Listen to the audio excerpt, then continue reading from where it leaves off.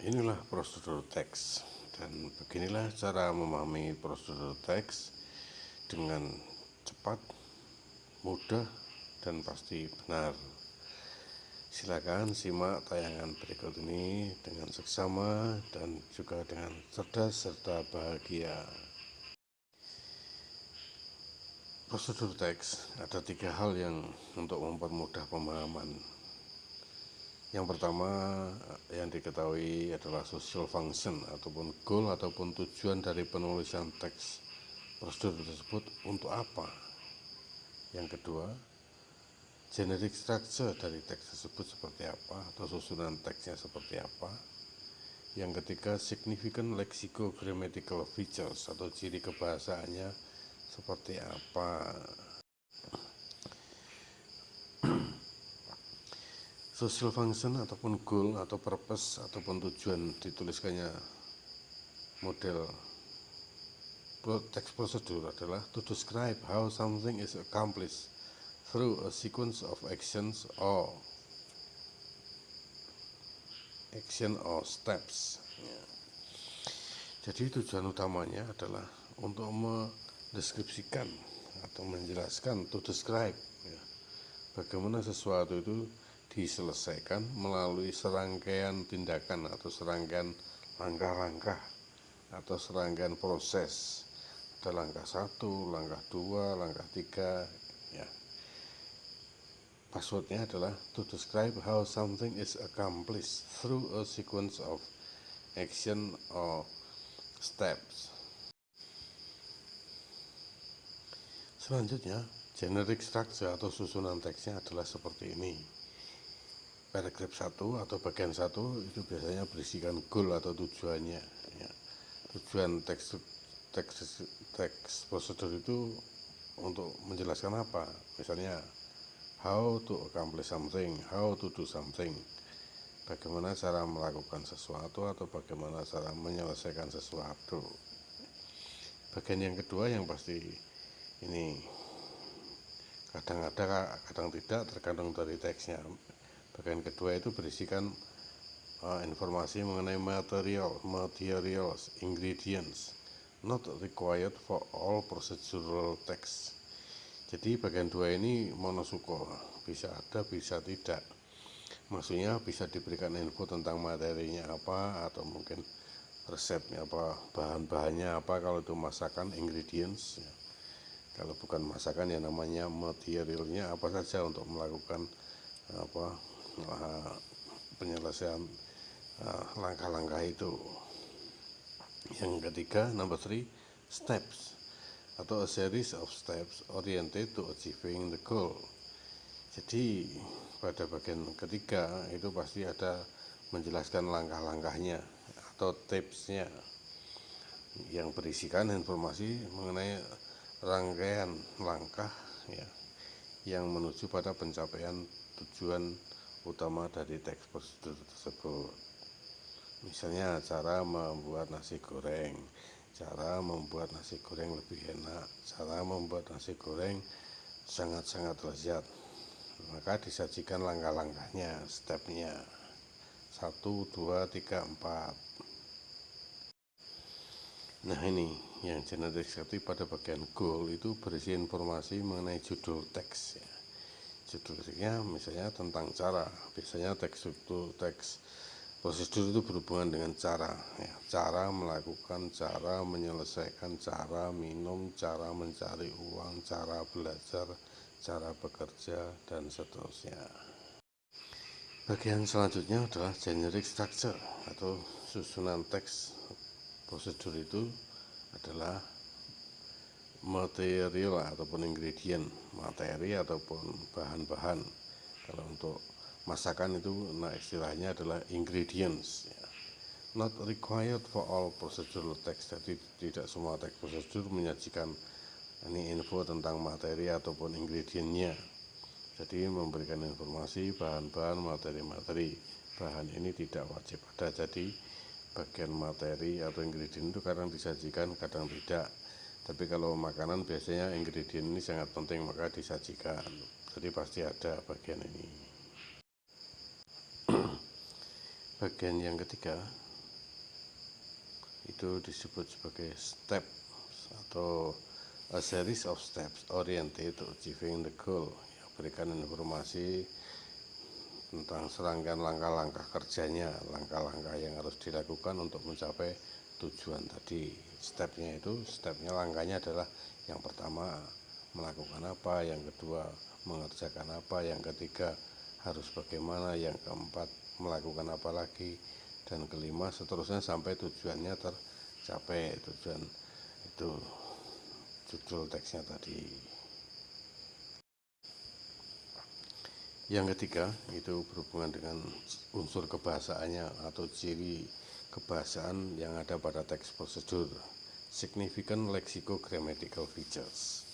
Yang number one itu pasti menggunakan simple present tense atau kalimat yang berunsurkan kata kerja bentuk pertama. Ya, kata kerjanya bentuk pertama bisa ditambah dengan s atau es atau tidak usah pakai s atau es. Yang kedua itu pasti menggunakan atau kebanyakan menggunakan kalimat perintah. Ya, misalnya ya, pertama disiapkan ini dan itu. Yang kedua dicuci dulu bahan-bahannya. Yang ketiga dipotong-potong halus. Yang keempat digoreng. Ya. Jadi berupa kalimat perintah, ya, imperatif. Biasanya kalimat perintah itu diawali dengan kata kerja bentuk pertama. Misal, cucilah, bersihkan, digiling, gilinglah. Ya. Yang ketiga berupa ordinal, ada unsur ordinal number, ya, nomor yang menyatakan urutan. Karena ini menyajikan langkah, berarti ordinal numbernya number 1, number 2, number 2, number 3, number 4. Atau mungkin first, second, third, dan terusnya. Atau mungkin first, kemudian next, kemudian and then, kemudian finally. Ini tidak secara eksplisit menyatakan nomor, tapi itu ada urutannya. Yang keempat, adverb of manner. Jadi ada kata keterangan yang menyatakan bagaimana cara melakukan aktivitas itu. Adverb of manner, keterangan cara melakukan aktivitasnya. Misalnya, cucilah beras itu, ya. Cucilah berasnya dengan cara hati-hati. Cucilah berasnya sebersih mungkin. Ya, caranya jadi cara mencucinya dengan hati-hati.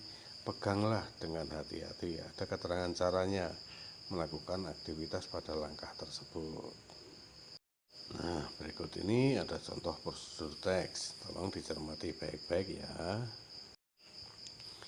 Ini title-nya atau judulnya adalah How to make an omelette. Bagaimana cara membuat omelet. Diceritakan atau disajikan teksnya dalam bentuk seperti ini. Hello friend, how are you? Have you eaten cheese omelette?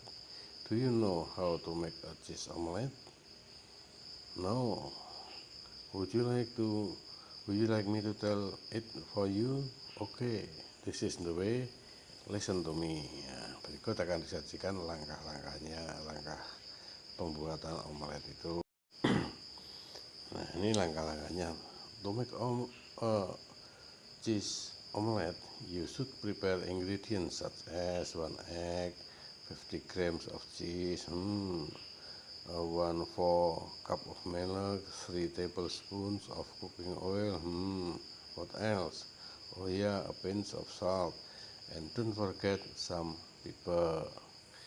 Ini yang harus disiapkan ingredientnya, bahan-bahannya. Nah, selanjutnya langkahnya, now to make a cheese omelette, you will need some kitchen utensil like a frying pan, a fork, a vase, a spatula, a cheese grater, and a bowl, and of course a plate. Okay, are you following me? Right? Let me tell you how to make it. Ini langkah ini. Selanjutnya langkahnya adalah, nah, yang pertama langkah kerjanya first, crack an egg into a bowl like this. Then whisk the egg with a fork until it is smooth. After that, add some milk and whisk well. Langkah berikutnya, grate the cheese into the bowl and stir. Next, selanjutnya langkahnya, heat the oil in a frying pan and pour the mixture into the frying pan. Oke, nah berikut coba kerjakan latihan di bawah ini dengan cermat dan cerdas ya, berdasarkan teks how to make omelet tadi. Nah, ini instruksinya, find out, coba temukan yang pertama. Number one, what is the text talking about? Tentang apa teks tadi? Beri jawaban ya, answer ya. Number two, what is the purpose of the text? Purpose-nya untuk apa teks yang omelet tadi? Number three, how many steps are there in the text? Diceritakan model teks tadi, itu how many step, ada berapa langkah yang ada dalam teks tersebut. Cermati baik-baik ya, dan answer. Nah, selanjutnya ini ada contoh prosedur teks yang berbeda modelnya, bukan seperti yang cara membuat omelet tadi, how to make omelet tadi. Bacalah dan pelajari dan pahami dengan baik ya. Nah, ini contoh teks yang lain dari teks procedure. Judulnya, titlenya, How to make Gudeg Jogja Green Jackfruit Sweet Stew. Disajikan ingredientnya 5 onions, 10 candle nuts, 10 garlic cloves, 4 bay leaves, 1 half or 250 gram green jackfruit, 2 until half or 12 gram coriander seeds. Itu ingredientnya. Ini masih ingredientnya, 1 up to 1/4 teaspoon or about 6 gram cumin, a quarter atau about 62 milliliter coconut sugar, 2 cups or about 500 milliliter coconut milk, 2 teaspoon or about 30 gram tamarind, 2 lb atau about 1 kilogram chicken cut into small pieces with spoon, 5 cups or about 1.25 liter water, 2 inches bruised galangal. Ini masih pada ingredient. Itu ingredient sudah, berikut instructionnya. First, pertama, cut green jackfruit 1 inch thick. Wash and boil until tender. Next, ground onions, candle nuts, sauces, paste, bay leaves, and galangal until fragrant. Next, add the chicken pieces. Stir fry until chicken change color. Then pour 4 cups of water and coconut sugar, bringing to a boil. Ini masih pada stepnya. Add the green jackfruit and simmer until the chicken and vegetable are tender. Finally, add coconut milk 5 minutes before it's done. Bring back to a boil. Serve hot with ice. This dish is sweet and usually served with shrimp cracker. Nah, itulah prosedur teks, penjelasan dan contohnya. Mudah dan cepat dipahami kan? Terima kasih Anda telah menyaksikan tayangan ini dengan baik, bahagia. Jangan dilupakan ya, like, comment, and subscribe. Salam sehat selalu and get success.